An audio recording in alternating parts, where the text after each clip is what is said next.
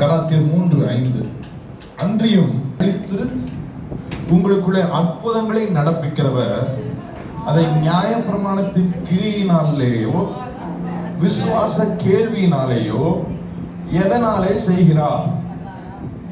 திரும்பி நான் வாசிக்கிறேன். அன்றியும் உங்களுக்கு ஆவியை அளித்து உங்களுக்குள்ளே அற்புதங்களை நடப்பிக்கிறவர் அதை நியாயப்பிரமாணத்தின் கிரியைகளினாலேயோ விசுவாச கேள்வியினாலேயோ எதனாலே செய்கிறார்?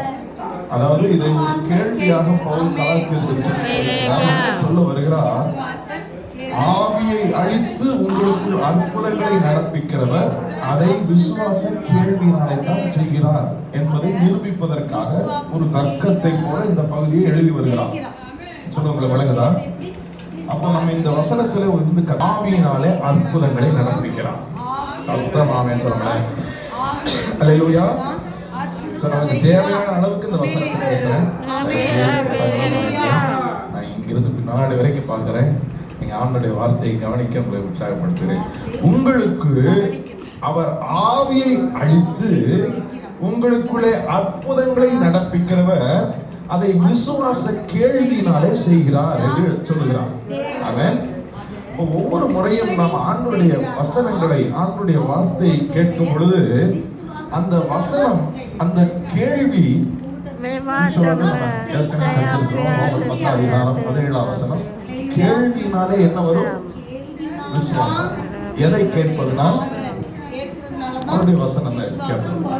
அப்ப அந்த விசுவாச கேள்வியினால் என்ன நடக்கிறது? ஒவ்வொரு முறையும் நாம் விசுவாச கேள்வி, விசுவாசத்தை கேட்கும் பொழுது அவர் நமக்குள்ளே ஆவியை அளித்து அற்புதங்களை நடப்பிக்கிறார். ஆமென் சொல்லுங்களேன். உங்க வாழ்க்கையில நீங்கள் அற்புதத்தை எதிர்பார்த்து கொண்டிருக்கிறீர்கள் என்றால் நான் உங்களுக்கு சொல்லட்டும், அவர் தம்முடைய ஆவியை அளித்து அற்புதங்களை உங்களுக்குள்ளே நடப்பிக்கிறார். அல்லேலூயா. எப்படி நடப்பிக்கிறார்? நீங்கள் விசுவாச வார்த்தைகளை கேட்கும் பொழுது நடப்பிக்கிறார். ஆமென் சொல்லுங்களேன். பக்கத்துல பார்த்து சொல்லுங்க, நீங்க விசுவாச வார்த்தைகளை கேட்கும் பொழுது, ஆண்டவருடைய வார்த்தையை கேட்கும் பொழுது, உங்களுக்கு விசுவாசத்தை ஊட்டுகிற ஆண்டவருடைய வார்த்தையை கேட்கும் பொழுது என்ன நடக்கிறது? அவர் ஆவியை அழித்து அற்புதங்களை நடப்பிக்கிறார். அற்புதம் அவசியம்னா கேள்வி ரொம்ப அவசியம். ஆமென் சொல்லுங்களேன். அற்புதம் அவசியம்னா கேள்வி ரொம்ப அவசியம். வசனத்தில் 2 முக்கியமானதை நான் சொல்ல விரும்புகிறேன். முதலாவது முக்கியமானது, நீங்கள் கேட்கும் பொழுது, ஒவ்வொரு முறையும் ஒரு விசுவாச வார்த்தையை கேட்கும் பொழுது அவர் அந்த விசுவாச கேள்வியின் பொழுது ஆவியை அழித்து அற்புதங்களை நடப்பிக்கிறார். அப்ப நீங்கள் எதிர்பார்க்கிற அற்புதத்தை பெற வேண்டும் என்றால் ஆதிக்கிறேன். நல்லா கைதட்டி பாடுறேன், அந்நிய பாஷை பேசுறது ரொம்ப நல்லதுதான். அதை I don't want to discount that. அதை நான் குறைத்து பேச விரும்பவில்லை. ஆனால் வேதம் கற்றுத் தருகிறது, அந்த விசுவாச கேள்வியின் பொழுதுதான் அவர் ஆவியை அழித்து அற்புதங்களை நடப்பிக்கிறார். ஆமென் சொல்லுங்க.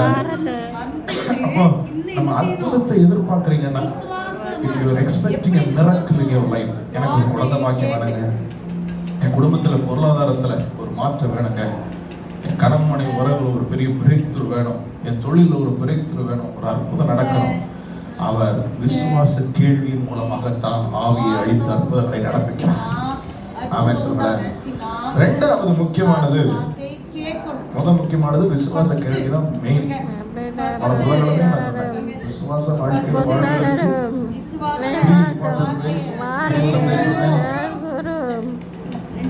பரிசுத்த ஆவியானவரை சொன்ன முதலாவது நான் சொன்னது வசனத்தை கேட்பதுதான். விசுவாச கேள்வி ரொம்ப ரொம்ப ரொம்ப பேசிக்.